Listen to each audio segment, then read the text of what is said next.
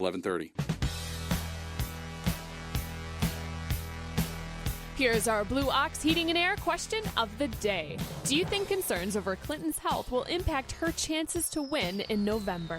Vote at TwinCitiesNewsTalk.com or on the Twin Cities News Talk Facebook page. Yes! Absolutely. Yeah. Yeah, if you vote no, what are you doing? You're wrong. Yeah, if you vote no, you're wrong. Welcome. You're free to vote no, but you're wrong. But you'd be wrong. Yeah. The option's there. Welcome back to Justice and Drew, Twin Cities News Talk, AM 1130. Now, one thing that will impact Hillary's chances of winning here in Minnesota, actually nothing's really going to impact her chances of winning here in Minnesota. But what might play into it is this lawsuit by the DFL to try to get Trump thrown off the ballot. Some people think that if Trump is off the ballot, that might actually not be good for Hillary Clinton, in that it would, it would maybe get people out to the polls to support somebody else. But I don't see that happening. Hillary Clinton's going to win this state no matter what at this point. However, we've brought in lawyer extraordinaire, friend of the show, Jeffrey O'Brien. Good morning. Good morning. Now, you've spent the weekend sort of looking into this case, and I asked you on Friday if you'd like to come in and explain to us what potential merits there are to the DFL's argument, and if there are indeed merits, what the potential remedies might be. What they're implying is that the process to get Donald Trump on the ballot was incorrect, that the Minnesota Republican Party did not follow state law in the election of alternate electors. Correct. And that should disqualify him from the ballot. Keith Downey says it's ridiculous, it's frivolous, it's a waste of time. You've looked at it. You're a legal expert. What do you think? I agree with Keith Downey on this one. This is a real puzzling lawsuit, particularly when this issue came up last month when the Secretary of State informed the Republican Party of Minnesota that they did not submit their alternate electors, that the DFL came out and said, we're not going to take any issue with this. I think this is essentially sand in the eyes or attempt to embarrass the Republican Party of Minnesota, because there's past precedent in this state that we do everything to allow voters to make their choice. Right. I was involved with a case very early in my practice. This is like 2002 when Paul Wellstone was killed in the plane crash. The issue then was the Secretary of State was not going to issue replacement absentee ballots because people had voted absentee already for Paul Wellstone, and then 10 days before the election, he went down in a plane. Right. And the DFL filed a petition similar to this with the Minnesota Supreme Court, same process, asking for them to order the Secretary of State to issue new absentee ballots. And the court said yes. And if you read that opinion, it's all about not disenfranchising voters. So if I'm the Supreme Court, if I had to guess what the Supreme Court's going to be, it's almost going to be like the Vince McMahon response to this petition. It's not just a no, it's an oh, hell no. Well, let's start here. How difficult, just kind of bring it down to its complete base level, how difficult is it for the DFL to move forward with this suit? Is it something that requires a lot, or is it something that can be done fairly easily without a lot of effort? Yeah, if they have a decent, legal team that can put these, and they have money to pay them, they can put together this petition and file it with the Supreme Court. Okay. This does happen quite frequently. There'll be, if there's some issue comes up within, an election, there will be, from time to time, things go to the Supreme Court as the, it's all check and balance.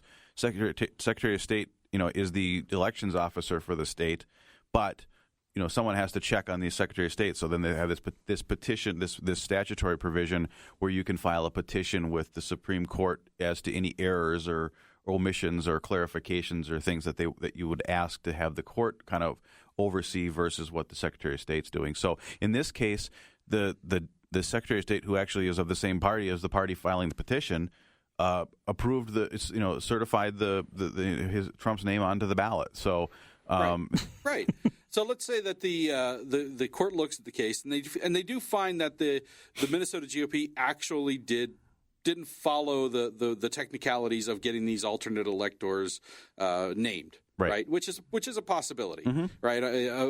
But is the remedy for that completely removing Donald Trump and Mike Pence off the ballot, or is there some other remedy, some sort of just a penalty for the GOP? No, there's or is this law unconstitutional? Well, any court has what we call inherent equitable powers, meaning if a statute, if you follow by following the letter of the law, it leads to a harsh or absurd result. A court has authority, whether it be a district court judge or a court of appeals or a Supreme Court, to look at what's the common sense resolution of this, and that's where this falls into. Is you're asking the Supreme Court to exercise its equitable powers in fashioning a solution to this, and in this case, the Supreme Court is likely going to say, like it did in 2002, that yes, technically this is the black letter law, but this is what it leads to: disenfranchisement of voters. We're not going there, so petition denied. Seems like a weird move by Ken Martin. Honestly, it does, because Ken Martin's a smart guy. Ken Martin runs his party pretty efficiently. They're a well-oiled machine in this state, and we know that the outcome of this. I mean, anybody with some common sense can look at this and realize they're not going to take Donald Trump off the ballot. That's disenfranchising a huge number of voters all across the state. That's not going to happen. So what is the end game? What does Ken Martin hope to walk away from this? Well, I can't get into Ken Martin's head, but if I can make a guess as to what's going on, this is not just a presidential race this year. We have congressional races. We have the state house and the state senate all up for election. And I think this is the DFL's way of, kind of pointing out the foibles of the Republican Party of Minnesota, which I don't know that you need to file a court petition to do that. They've had enough. It's been public enough. Right. It's not like they don't have a friendly press in this town. They right. can just issue a press release and have it reprinted. Yeah. And so maybe their concern is with polls tightening. Maybe Ken's thinking that the House or the Senate it may affect the balance of that, maybe affect the 8th District congressional race Trump has been, with his trade positions, has been helpful to Stuart Mills, so maybe they think if having him off the ballot that would be helpful. Maybe they think that it's got to be it. It's got to be something like that, right? Maybe he figures 50-50 shot, right? Yeah. We got the money. We'll file the petition. We'll tie it up for a couple days. We get some headlines out of it. Focus on the fact they didn't follow the law. Which it's nice that the DFL is now going to follow the letter of the law. They're the ones that usually about this. It's harsh and we shouldn't do that. And it's nice to see that they're coming. Voter around. ID would disenfranchise voters all across the state because apparently it's impossible to get an ID for certain people, according to the DFL. Right. That would according to them, that would disenfranchise far too many voters, and it's racist to even suggest such a thing. But let's take Donald Trump completely off the ballot. That's cool. Yeah. That's all right. Yeah. Well, let me bookend my other question, and that is, how much energy does the Minnesota GOP need to dispense, or dollars, in order to fight this? Well, I think I have seen. I haven't read completely through it, but they did this weekend file their own response to the petition, basically similar, parroting what Keith Downey said in the press release, that this is basically frivolous and has no merit. And if I understand, the Secretary of State said this has to be decided today because ballots have been printed and we've got early voting coming out. Yeah. So I'm guessing that there's probably a hearing at some point today, and the court will likely decide there or shortly thereafter. No. Well, it seems to come back full circle again, kind of to what the original comments that we made on the issue was, and it really, at least it appears that the DFL doing this was simply just for the sake of doing it. And, maybe that came from somewhere else. Maybe that came from higher up. Hey, if you have the opportunity, any little bit helps at this point in time. But, if this is going to effectively, or has the potential to, end today, ballots go out on the 23rd, I guess, then, this story is going to be over and done later this week. So it just seems, it seems like a lot of stuff for nothing. One more question before we go to the phones real quick. If the court does determine that the alternate electors are ineligible, what sort of remedy would you anticipate? Or can you even... I can't even fathom it. There's been so much precedent of the court not going this route. It's almost like a moot point to discuss I don't think there's going to be a fine or anything. It's just going to... this is what we look at as a de minimis violation of the law. the fact that sounds Latin. The fact that the Republican Party of Minnesota didn't submit its alternate presidential electors in the grand scheme of things, considering the state hasn't gone Republican since 1972, probably isn't a reason to throw a candidate off the ballot. I don't know. I'm a little busy to be an alternate elector for the Republicans. That might require about 20 seconds of my time. John in St. Paul, go ahead. John. Hello, John. No, John. Goodbye, John. It was a nice try, John. John's one of the alternate electors. He's very busy. Jeffrey O'Brien, lawyer extraordinaire. Always appreciate your time and your expertise, lending your expertise to the program. No problem. Thank you for having me in. Yeah, really appreciate it. Thanks for taking some time this morning. We are about out of time for the show today.